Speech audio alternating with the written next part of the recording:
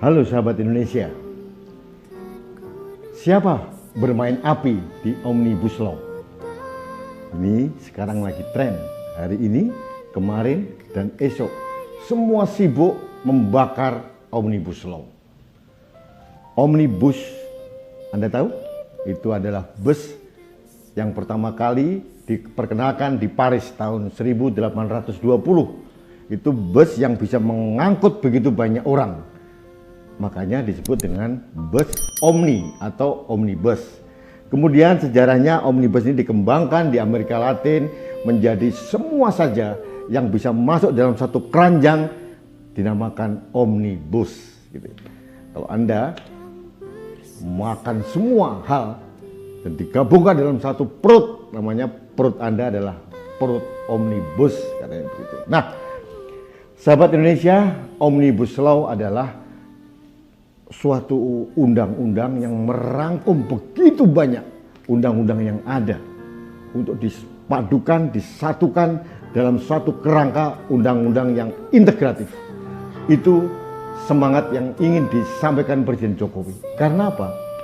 Indonesia dari dulu terkenal undang-undang satu ke undang-undang yang lain saling tabrakan. Nah, ini yang tidak dikehendaki oleh Presiden Jokowi. Makanya dia memerintahkan pembantunya dan kerjasama dengan anggota DPR untuk membuat yang namanya Omnibus Law. Dari 79 undang-undang disatukan dalam keranjang Omnibus Law dan ada 11 klaster. Nah, salah satu klaster yang mendapatkan resistensi cukup keras adalah klaster Undang-Undang Cipta Lapangan Kerja. Ini yang sedang ramai. Sahabat Indonesia, kita harus mengakui bahwa ide Presiden Jokowi membuat Omnibus Law untuk Undang-Undang Cipta Lapangan Kerja itu luar biasa. Semangatnya adalah memadukan undang-undang yang saling bertabrakan selama ini dalam satu undang-undang yang permanen yang mengatur semuanya. Bukan hanya pekerja, tapi juga iklim usaha yang menyangkut masalah iklim investasi di Indonesia. Kita membutuhkan itu. Kenapa? Terkhusus pada saat pandemi sekarang. Kita membutuhkan recovery yang luar biasa. Dan itu kita membutuhkan investor asing untuk masuk di Indonesia. Sahabat Indonesia, Indonesia terkenal menjadi negara yang tidak terlalu seksi bagi investor. Kenapa? Bukan karena sumber daya kita tidak melimpah. Bukan karena apa? Yang paling utama ternyata karena tidak ada kepastian hukum di negeri ini. Itu yang mereka katakan. Hukum atau peraturan sering tumpang tindih sehingga mereka bingung.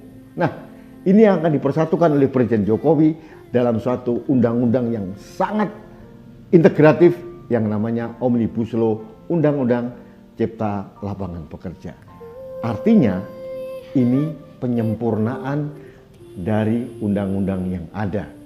Bukan menghapuskan atau bukan malah merugikan para pihak yang di dalamnya. Dalam Undang-Undang Cipta Lapangan Kerja tidak ada satupun pasal-pasal yang merugikan buruh atau pekerja. Tidak ada satupun yang merugikan asosiasi pengusaha atau investor. Intinya Presiden Jokowi ingin membuat iklim usaha yang kondusif. Makanya beliau ingin dikenang sebagai Bapak Omnibus Law di Indonesia. Tapi pertanyaannya sekarang, mengapa Omnibus Law, khususnya yang klaster Undang-Undang Cipta Lapangan Kerja ini, begitu mendapat tolakan? Nah, ada beberapa hal. Saya mengkritik juga pemerintah dan DPR, bahwa mungkin selama ini pemangku kepentingan yang ada, mulai dari asosiasi pekerja atau federasi buruh atau yang lain-lain atau mungkin akademisi, kurang didengar suaranya. Makanya menimbulkan resistensi. Tapi kalau dari versi pemerintah atau versi DPR, mereka sudah melakukan itu. Mungkin kurang optimal. Nah, sahabat Indonesia, beberapa hari ini muncullah tolakan-tolakan Omnibus Law, Undang-Undang Cipta Lapangan Kerja. Muncul berbagai keluhan-keluhan bahwa Undang-Undang Cipta Lapangan Kerja merugikan buruh ini. ada mungkin 12 item. Ternyata begitu ditelisik lebih dalam lagi, semuanya hoax alias berita palsu. Kenapa? Tidak ada di Undang-Undang Cipta Lapangan Kerja ini yang merugikan buruh, masalah buruh kontrak, atau pekerja dengan paruh waktu, atau cuti, itu pun tidak ada yang dirugikan. Semuanya diatur. Mungkin mereka kurang teliti dalam membacanya. Nah, yang paling mungkin lagi, ada kelompok tertentu yang menggunakan isu Omnibus Law ini untuk membuat kegaduhan. Saya sebagai rakyat percaya yang terakhir ini. Kenapa? Kalau mau punya itikat baik, harusnya mereka datang ke DPR sebelum diundangkan kemarin untuk datang, ini loh, saya tidak setuju poin ini. Bukan dengan turun ke lapangan dengan membuat chaos. Apalagi di saat pandemi yang harusnya semua kita menjaga jarak aman satu sama lain. Nah, ini apa yang terjadi? Beberapa hari yang lalu, Ketua Serikat Pekerja mau mengancam akan membuat demo besar-besaran, mogok nasional. Nah, kemudian ada lagi nih yang mantan jenderal, mantan Panglima TNI dan kelompok, kami mendukung gerakan mogok nasional. Pertanyaannya, tahu nggak sih orang-orang ini dengan Omnibus Law Cipta Lapangan Kerja? Kalaupun ada yang tidak sempurna, sempurnakan. Duduk bersama kita sempurnakan.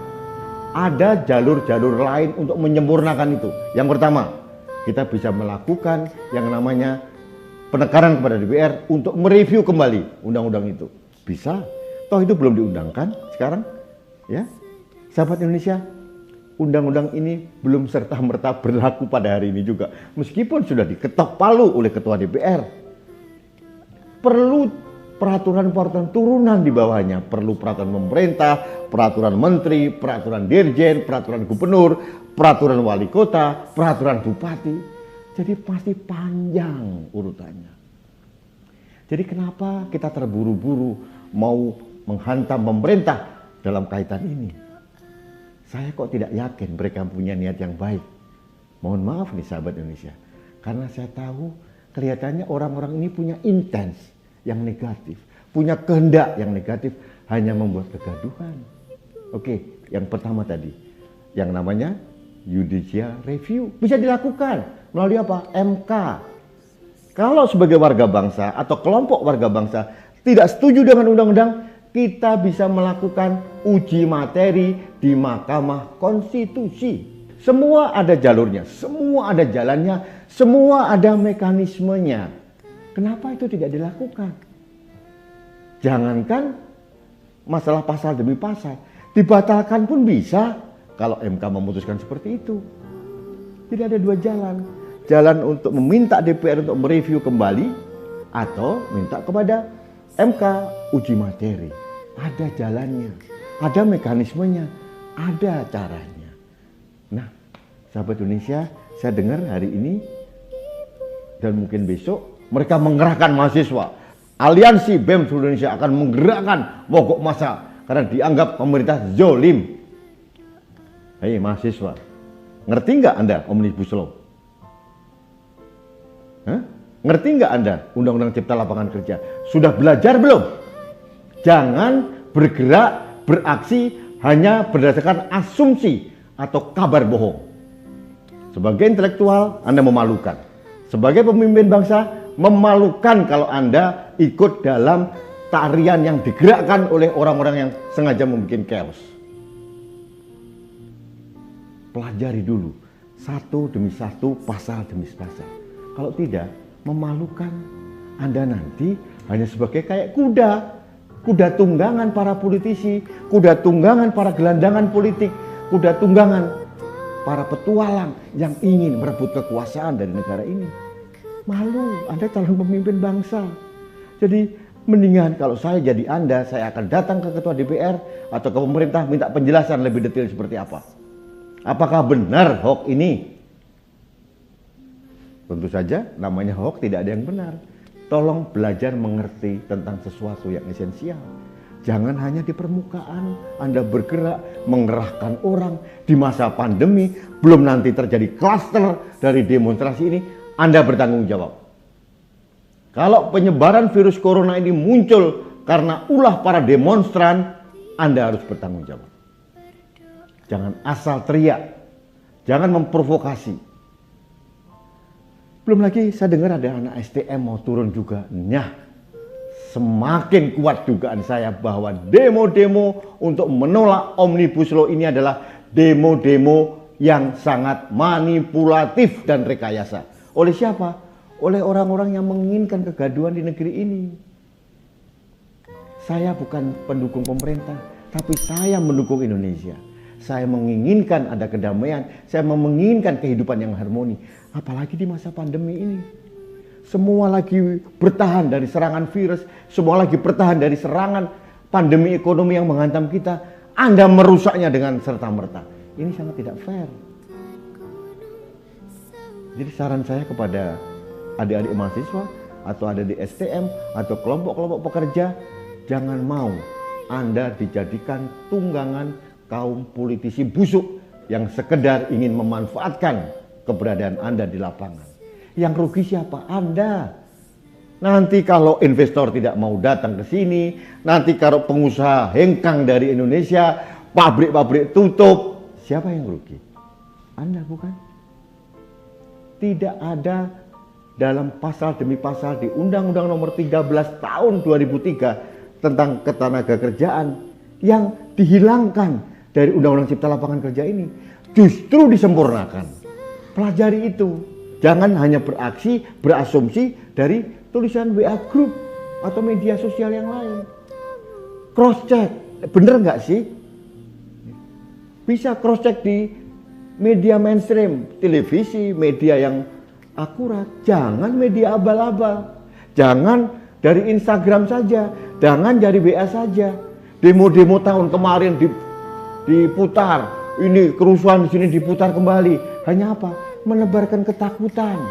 Hati-hati, negara kita ini sedang digerogoti dari dalam. Bukan oleh orang asing, tapi oleh orang kita sendiri. Oleh siapa? Orang yang ngebet pengen berkuasa. Sahabat Indonesia, hati-hati. Kalau tidak sempurna, mari kita sempurnakan. Kalau tidak lurus, mari kita luruskan. Pemerintah itu bukan dewa. Presiden bukan manusia setengah dewa. Bisa juga diberikan masukan, bisa diberikan saran. Intinya ada niat baik dari kita. Dan saya mohon maaf ini sahabat Indonesia, saya tidak melihat niat baik dari para pentolan demo, pentolan yang menggerakkan, memobilisasi orang untuk turun ke lapangan di masa pandemi ini. Mereka adalah orang-orang yang tidak bertanggung jawab. Kenapa? Mereka mengorbankan kesehatan para pekerja, mengorbankan para mahasiswa, mengorbankan pelajar STM untuk turun ke lapangan, berhadapan dengan aparat keamanan. Mereka hanya ingin menimbulkan chaos, menimbulkan kegaduhan. Kasihan polisi kita, kasihan tentara kita, harus dibenturkan dengan sesama. Jahat sekali orang yang mempunyai niat seperti itu. Jadi maaf, ya, tolong Anda sabar dan mohon Anda jangan terpancing dengan provokasi. Negara ini sedang ada cobaan, ada pandemi corona yang belum berakhir. Mari bersama bersatu padu mendukung lingkungan kita untuk menjadi sehat dari segi kesehatan maupun dari segi ekonomi. Jangan membuat kegaduhan. Bagi para pekerja tolong belajar. Apa sih yang Anda proteskan? Ada atau tidak? Dihilangkan atau tidak? Jangan keburu emosi, terlalu reaktif dari berita-berita bohong. Baik sahabat Indonesia, demikian opini saya tentang siapa yang bermain api di Omnibus Law Undang-Undang Cipta Lapangan Kerja. Saya sekali lagi tidak percaya dengan niat baik orang-orang yang ingin menciptakan kegaduhan di negeri ini. Saya hanya ingin semua pihak, semua pemangku kepentingan, semua kita untuk saling bersinergi membangun bangsa ini, menciptakan kedamaian, bukan kegaduhan. Apalagi dirongrong oleh orang-orang yang pengen negeri ini gaduh hanya karena dia ambisi menjadi seorang presiden atau penguasa. Kalau terjadi instabilitas keamanan di negeri ini, siapa yang rugi? Mereka yang di daerah Menteng, mereka yang di daerah Sudirman atau daerah Cendana? Bukan, kita rakyat kecil yang rugi. Ya, mereka enak-enak uangnya sudah melimpah ruah, di luar negeri sudah banyak uangnya mereka. Kita nggak punya uang. Kita sedang berusaha untuk hidup, bertahan hidup demi anak kita. Jangan kita mau diperalat oleh mereka, para peguda penguasa. Mereka adalah penjahat kemanusiaan. Karena mereka tidak peduli dengan Anda. Mereka hanya peduli bagaimana berkuasa di negeri ini. Begitu sahabat Indonesia, demikian opini saya. Jangan lupa like and subscribe kanal TV Anak Bangsa. Dan satu lagi pesan saya, mari menjadi warga negara yang bijak dan cerdas. Jangan mudah terprovokasi oleh berita-berita yang belum tentu kebenarannya. Sampai ketemu lagi.